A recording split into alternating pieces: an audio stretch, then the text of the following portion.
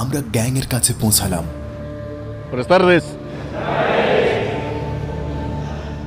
এরা সবাই কয়েদি। যে দুটো গ্যাং ছিল এক আতঙ্কের নাম, তার সব সদস্য আজ এক জায়গায় বন্দী। এই অসম্ভব কাজটি করেছেন রাষ্ট্রপতি। পুরো দেশটাই বদলে দিয়েছেন। কয়েক দশক ধরে অপরাধের রাজ্য হিসেবে কুখ্যাত এই দেশ আজ বিশ্বের অন্যতম নিরাপদ দেশ, যার সব অবদান এই রাষ্ট্রপতির, যার নাম নায়েব বুকেলে, একজন আরব বংশোদ্ভূত নেতা। 19 দশকের শুরুর দিকে তার পূর্বপুরুষেরা এল সালভাদরে এসেছিলেন, কিন্তু তিনি ফিলিস্তিনি। তার বাবা ছিলেন এল সালভাদরের নেতা। 2019 সালে তিনি দায়িত্ব নেওয়ার পর পুরো দেশটাকেই বদলে দিয়েছেন। পার্লামেন্টের এই অপরাধীরা এল সালভাদর আর এল সালভাদরের জনগণের নিরাপত্তা নিশ্চিতের জন্য টাকা অনুমোদন করতে চায় না, অথচ সে টাকা তাদের নয়, বরং সে টাকা জনগণের। আজ আমি এসেছি সেকট কারাগার, এল সালভাদর।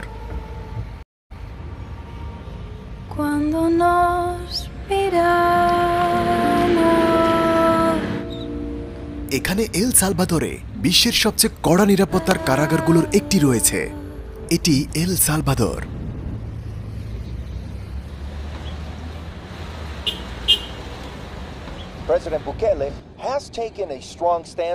আজ আমরা এল সালভাদরের গল্প শুনব, আর সেই উদ্দেশ্যে যাচ্ছি সেকট কারাগারে। আমরা শহর থেকে 1 ঘন্টা গাড়ি চালিয়ে সেকট পৌঁছালাম। এটি বিশ্বের সবচেয়ে কড়া নিরাপত্তার কারাগারগুলোর একটি। 2022 সালের মার্চ মাসে এল সালভাদরে জরুরি অবস্থা জারি করা হয়েছে। একটি জরুরি অবস্থা ঘোষণা করে 64,000 অপরাধীকে গ্রেপ্তার করা হয়। গ্যাংয়ের সদস্যদের জন্য নতুন কারাগার তৈরি করা হয়, আর একেই বলে সেকট। এটাই সেকট কারাগার। এটাই আমরা এখন সেকট কারাগারের সামনে। সেকট নিরাপত্তার স্তর দেখেছেন? এটি গুন্ডা ও সন্ত্রাসীদের কারাগার হিসেবে পরিচিত। আইন ভঙ্গকারীদের জন্য যেন এটি একটি উদাহরণ হয়, তাই পুরো বিশ্বকে এই কারাগার দেখানোর জন্য সব মিডিয়াকে আমন্ত্রণ জানানো হয়েছে। এই পুরো এরিয়া জুড়ে কোনো সিগন্যাল নেই। চলুন ভেতরে যাই। হ্যালো হ্যালো, কেমন আছেন? স্বাগতম, আমি সেন্টার অফ কনফাইনমেন্ট অফ টেরোরিজমের পরিচালক। ইন করার নিরাপত্তা এতই জোরদার, মনে হচ্ছে যেন বিমানবন্দরের ভেতরে দিয়ে যাচ্ছি। আমরা প্রবেশ করার আগে কঠোর চেকিং করা হয়। দেখুন কত উন্নত সরঞ্জাম। এই কারাগার পুনর্বাসনের জন্য নয়, এটা সন্ত্রাসী গ্যাং সদস্যদের জন্য।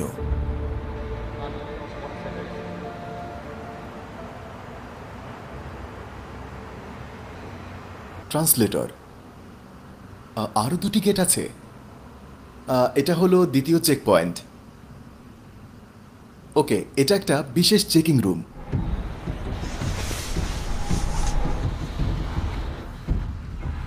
তারা পোশাক থেকে শুরু করে মোজাও পরীক্ষা করে।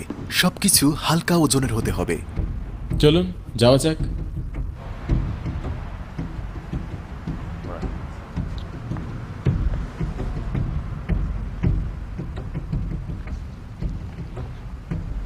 ওকে, আমরা এখন অন্য একটি রুমে ঢুকছি। কয়েদিদের কাছে পৌঁছানোর আগে আমাদের কতগুলো রুম পেরোতে হবে? সেকট 8টি বিশাল সেল ব্লক নিয়ে গঠিত। প্রতিটি সেলে কয়েক হাজার বন্দী ধারণ করতে সক্ষম। এটি শুধু কারাগার নয়, যেন এক দুর্ভেদ্য দুর্গের মতো। হাইটেক এই ডিভাইসটি ব্যবহৃত হয় কয়েদি এবং কারাগারের কর্মীদের চেক করতে। দেখুন কত উন্নত সব ডিভাইস এখানে। ক্যামেরা আর ফিঙ্গারপ্রিন্ট স্ক্যানারও আছে।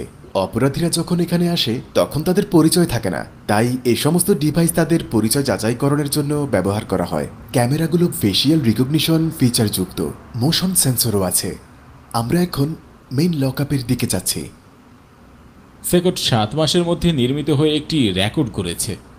আমাদের এখানে যে ধরনের সব অপরাধীরা আছে তার কারণে সমস্ত প্রয়োজনীয়তা পূরণ করতে পারে এমন একটি কাঠামো থাকা প্রয়োজন ছিল। এমন একটি পরিকাঠামো যা বহু বছর ধরে আমাদের সমাজে অপরাধ, শোক ও কষ্ট তৈরি করেছে, এমন সব বিষয় নিয়ন্ত্রণ করতে সক্ষম হবে। এই কারাগারের অবকাঠামোর একটিমাত্র একক দরজা আছে, এটাই প্রবেশ এবং প্রস্থান পথ। আচ্ছা, তো কেন সেকট বানানো হলো? সেই জরুরি অবস্থা ঘোষণা করার পরেই সেকট নির্মিত হয়েছিল। গণ গ্রেফতারের পর অপরাধীদের রাখার জন্য একটি বিশাল কাঠামোর প্রয়োজন ছিল। এটি লাতিন আমেরিকার বৃহত্তম কারাগার, 8টি ফুটবল মাঠের সমান, 40,000 কয়েদি রাখার যোগ্য। বিশ্বের সবচেয়ে বিপজ্জনক কিছু অপরাধী আছে। ল্যাটিন আমেরিকার 2টি বৃহত্তম গ্যাংয়ের ভয়ানক সদস্য। এই গ্যাংগুলো হল ব্যারিও 18 এবং MS-13। আমরা তাদের কাছে যাচ্ছি। খুব অল্প সংখ্যক মানুষ অনুমতি পায়। আমি হয়তো প্রথম আরব যাকে ভেতরে ফিল্ম করতে অনুমতি দেওয়া হয়েছে। এই কারাগার থেকে পালানো কতটা কঠিন? অসম্ভব। কারাগারটি 15 মিটার উঁচু কংক্রিটের দেয়াল দিয়ে ঘেরা, কাঁটা তার ও 19টি ওয়াচ টাওয়ার দিয়ে কঠোর নজরদারিতে আছে। তিনি বলছেন এখান থেকে পালানো একেবারেই অসম্ভব। নিরাপত্তা বেশ জোরালো। 600 সৈন্য এবং 250 জন পুলিশ অফিসার নিয়োজিত রয়েছে। এরা হলো গার্ড। আমি ভাবছি এই কারাগার নিয়ে একটি সিরিজ ভিডিও তৈরি করব, কিন্তু আগে এই ভিডিওটি 200K লাইক পেতে হবে। আমরা এখন অস্ত্রাগারে যাচ্ছি। এখানে একটি অস্ত্রাগার আছে। যদি কেউ পালানোর কথাও ভাবে, দেখুন তার জন্য কি অপেক্ষা করছে। এল সালভাদোর গ্যাংদের বিরুদ্ধে যুদ্ধ ঘোষণা করেছে। দেখুন, আমরা পৌঁছে গেছি। এখন আমরা অস্ত্রাগারে আছি।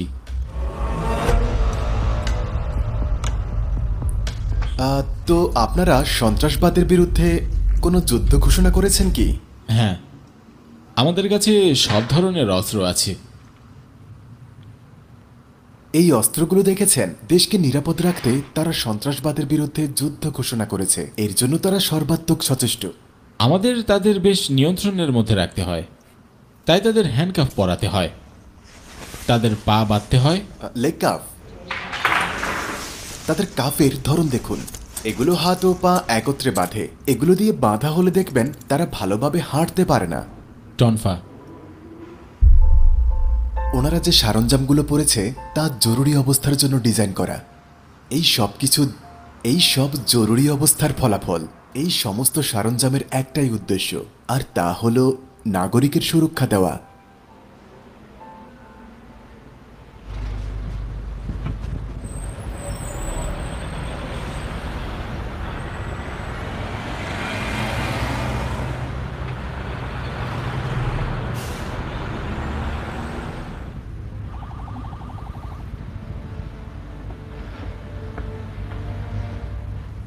এখানকার গার্ডদের জন্য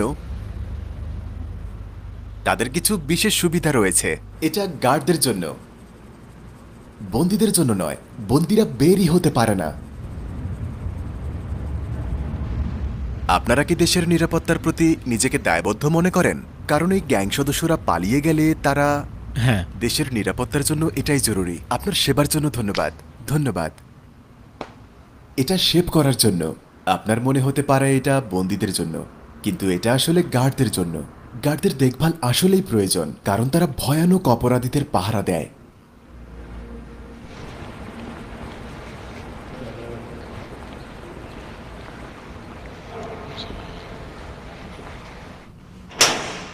ও, এগুলো গার্ডদের বিছানা। তারা এখানে 5 দিন কাজ করে আর 5 দিন ছুটি কাটায়। সারাদিন অপরাধীদের সামনে থাকার ফলে আসা মানসিক চাপ কমাতে এটা বেশ জরুরি।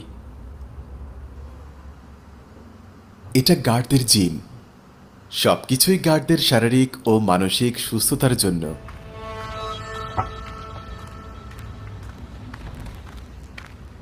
আমার সাথে এসো।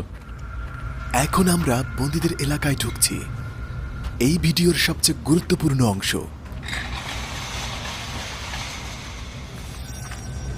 বিশ্বের সবচেয়ে বিপজ্জনক গ্যাং লিডারের মাত্র কয়েক ধাপ দূরে আছে। একবার তারা সেন্টার অফ কনফাইনমেন্ট অফ টেরোরিজমে প্রবেশ করলে তারা আর কখনো বেরোতে পারে না। একবার এই গেট দিয়ে ঢুকলে ফেরার আর কোনো রাস্তা নেই। এখন আমরা যাব সেলে।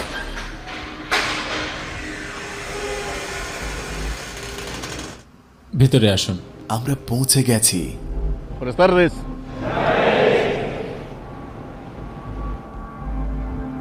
তাদের পরিবারের কাউকে তাদের সঙ্গে দেখা করতে দেওয়া হয় না। দুই দলকেই একসঙ্গে বন্দী করা হয়েছে। এদের প্রত্যেকে 200-র বেশি খুন এবং অন্যান্য গুরুত্বপূর্ণ অপরাধে অভিযুক্ত।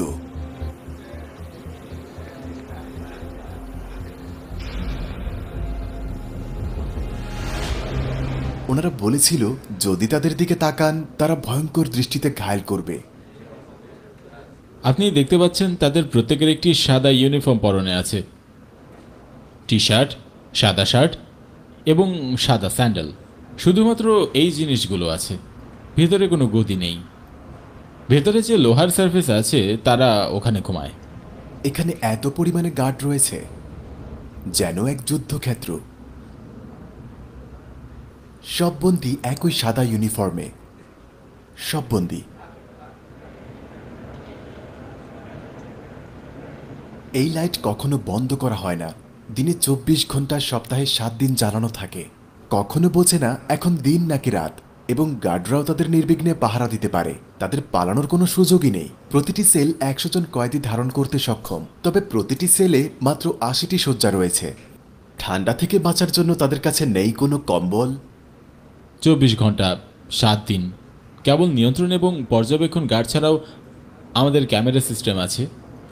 ফলে আমরা এখানের বন্দী এবং গার্ডদের প্রতিটি কার্যক্রমকে সরাসরি তৎক্ষণিক দেখতে পাই।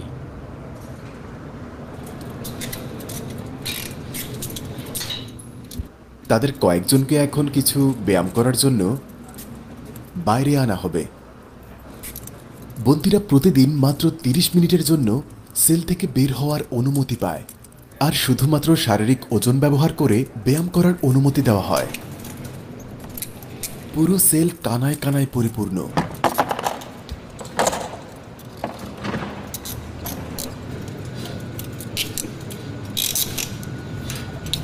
মনে হচ্ছে যেন কোনো সিনেমার দৃশ্য। সেকট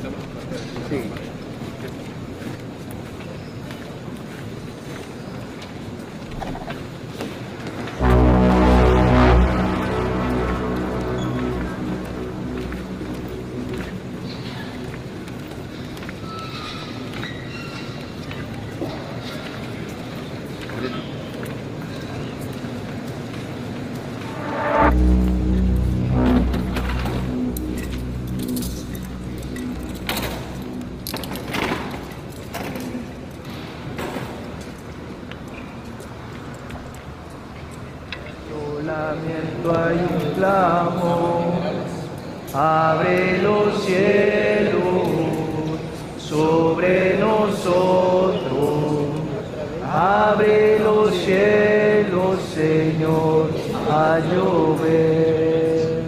এটাই একমাত্র কাজ যেটা করার অনুমতি আছে। তাদের আর কিছুই করার অনুমতি নেই। Somos tu pueblo, somos tu vida. Abre los cielos, Señor.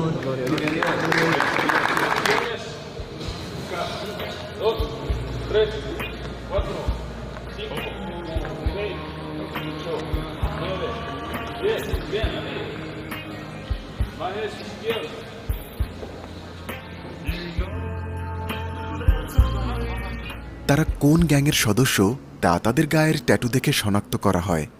গ্যাংয়ের ট্যাটু গায়ে শনাক্ত হলেই তাকে সঙ্গে সঙ্গে গ্রেপ্তার করা হয়। পুলিশের কাছে গ্যাংয়ের ট্যাটুর বিশেষ ক্যাটালগ রয়েছে, যা দিয়ে সহজেই তারা সদস্যদের শনাক্ত করে। কিছু গ্যাং সদস্য ট্যাটু বদলানোর চেষ্টা করেছিল, তবে তা সম্ভব হয়নি।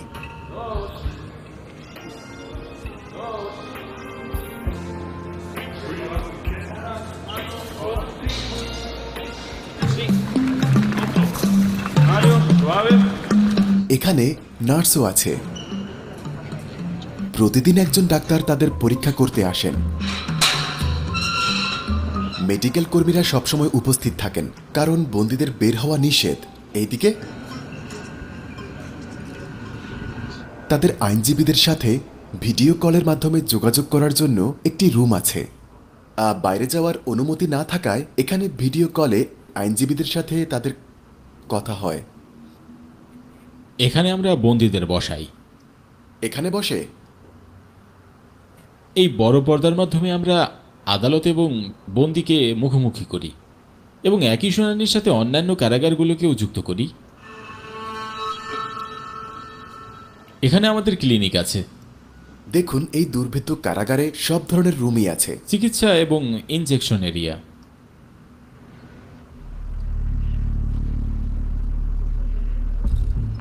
আমরা এখন হাঁটছি বিশ্বের সবচেয়ে ভয়ানক দুই গ্যাংয়ের সদস্যদের মধ্য দিয়ে। তারা আমার দুপাশেই রয়েছে। আমাদের এখানে অপরাধীদের যত ধরন আছে তার মধ্যে আমি আপনাকে 3 ধরনের অপরাধীদের প্রোফাইল উপস্থাপন করতে যাচ্ছি। একটা সময় ছিল যখন তারা নিজেরাই নিজেদেরকে ঈশ্বর মনে করত। কে বাঁচবে বা কে মারা যাবে সব তারাই ঠিক করত। তিনি এখন আমাদের এই 3 জন অপরাধীকে দেখাতে যাচ্ছেন। তোমার মাস্কটা খুলে ফেলো। আর তাদের সম্পর্কে বলবে। ওরফে এলসেকো, ক্যাংবেরিও 18-এর সক্রিয় সদস্য। এই আসামির বিরুদ্ধে গুরুতর হত্যার অভিযোগ আনা হয়েছে। তার 100 বছরেরও বেশি কারাদণ্ড হয়েছে। শার্ট খুলো। তার ট্যাটু থেকেই জানা যাবে সে কোন গ্যাংয়ের সদস্য। সে 5 জনকে হত্যা করেছে। শুধুমাত্র তার এলাকায় প্রবেশ করেছিল বলে সে তাদের হত্যা করেছিল। ঘুরে দাঁড়াও। তাদের সবার ট্যাটু আছে। সে MS-13-এর একজন সদস্য।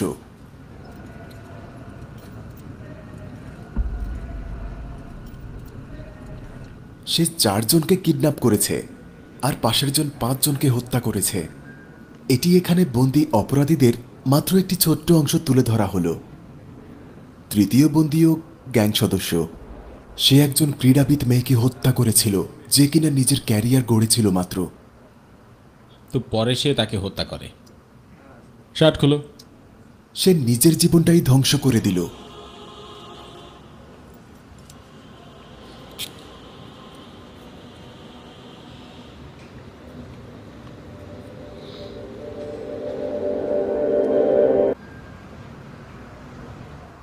তাদের ট্যাটু দেখে তাদের শনাক্ত করা এবং গ্রেপ্তার করা অনেক সহজ হয়ে গেছে। দেখুন, তার গায়ে 18 লেখা। এর মানে সে ব্যারিও 18 গ্যাংয়ের সদস্য। আপনি তাদের গায়ে এইসব ট্যাটুর ফাঁকে ফাঁকে অনেক সমাধি চিহ্ন দেখতে পাবেন। অন্য সদস্যদের স্মরণে তারা এই ট্যাটুগুলো এঁকেছে। তাদের চক্রের এমন সদস্যের স্মরণে যাদের নির্মূল করা হয়েছে। এই ছাড়াও তাদের হত্যা করা মানুষের কবর ও মাথার খুলির ট্যাটুও রয়েছে। এখানে মারিয়া লেখা। এটার মানে সান্তানা গুঞ্জম্যান। কে সে? আমার দাদি, তার দাদি, তার ছেলের মুখ।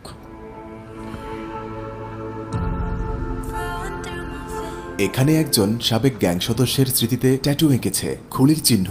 প্রতিটি ট্যাটুর একটি অর্থ রয়েছে। এদের সবাইকে গ্রেপ্তার করে একই কারাগারে আনা হয়েছে। এই 2 দল আগে শত্রু ছিল, কিন্তু এখন একই কারাগারে বন্দী। সাধারণত তাদের পায়ের দিকে নারী মুখ আঁকা থাকে। পাশাপাশি আছে মাথার খুলি এবং মারিজোয়ানার ট্যাটু।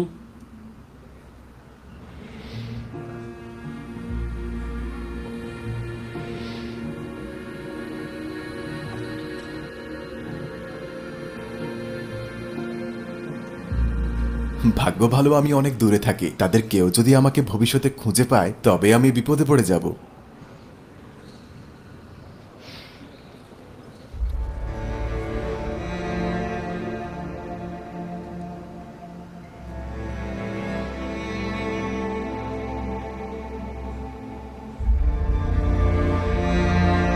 তাদের জীবন এখন এই সেলেই সীমাবদ্ধ। তারা বের হতে পারে না। আর এই যে তাদের টয়লেট দেখতে পাচ্ছেন, ওই যে কোনায়। তারা 2 বছর ধরে এখানে আছে। একদম জেল খোলার পর থেকে সব অপরাধীকে এই কারাগারে পাঠানো হয়েছে। গার্ডরা মুখ ঢেকে রাখে, যাতে কোনো বন্দী যদি বাইরেও যোগাযোগ করে তবে যেন তাদের পরিবারের উপর কোনো প্রতিশোধ নিতে না পারে, তাই না?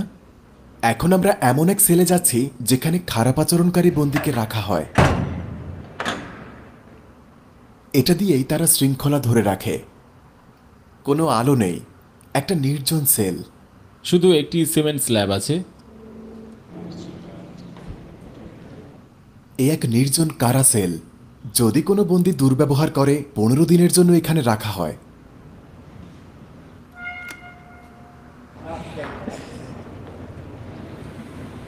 এমনকি খাবারের জন্য তাদের বের হতে দেওয়া হয় না, খাবার ভেতরেই পৌঁছে দেওয়া হয়। মটরশুঁটি এবং চাল, কোনো মাছ মাংস নেই।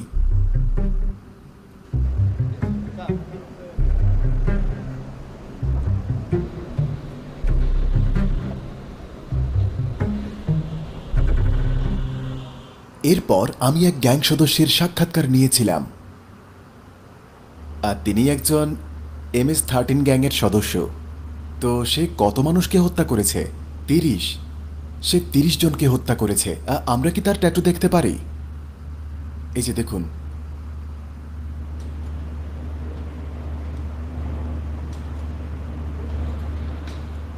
তিনি কি তার অপরাধের জন্য অনুশোচনা বোধ করেন? Encontrándome a un penal de máxima seguridad donde solo lo básico se le da a uno, se lamenta uno, quizá uno se hace fuerte durante el día, pero en la noche uno se lamenta y llora, encontrándose en esta condición. তিনি বলছেন সে প্রতিদিন কাঁদে এবং অতীতের জন্য অনুতপ্ত, তবে অনেক দেরি হয়ে গেছে, তাকে অবশ্যই বিচারের সম্মুখীন হতে হবে। তো যখন সে গ্যাংয়ে যোগ দিয়েছিল তখন তার বয়স কত ছিল? Como la de 11 años. মাত্র 11 বছর বয়সে সে গ্যাংয়ে যোগ দেয়, আর সে এখন আছে সেকট কারাগারে। রাষ্ট্রপতির কাজটি সাহসী ও প্রশংসনীয় ছিল। 2019 সালে প্রথমবারের মতো তিনি 50% ভোট পেয়ে নির্বাচিত হন। আজ এল সালভাদোরে সমস্ত রেকর্ড ভেঙেছে। কিন্তু 2024 সালে তিনি 85% ভোট পেয়ে এক অসম্ভব বিজয় অর্জন করেছেন। এখানে আছে সম্পূর্ণ স্বাধীনতা এবং নিরাপত্তা। সমগ্র পশ্চিম গোলার্ধে এটা সবচেয়ে নিরাপদ দেশ। কেন? কারণ প্রথমবারের মতো মানুষ নিরাপদ বোধ করেছে। সেকট কারাগারে আমাদের সফর শেষ। এই পর্ব থেকে আপনি কি শিখলেন? এই রাষ্ট্রপতির কাছ থেকে আমরা অনেক কিছু শিখতে পারি।